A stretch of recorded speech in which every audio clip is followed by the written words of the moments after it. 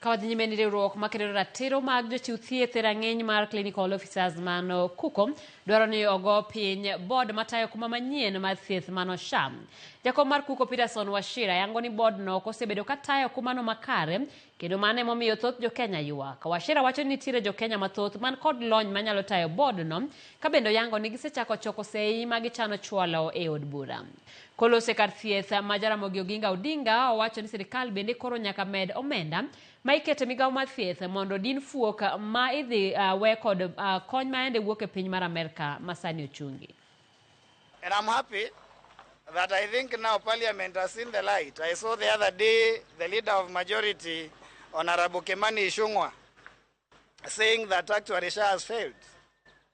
And I think we have been shouting our throats hoarse for the past 3 months.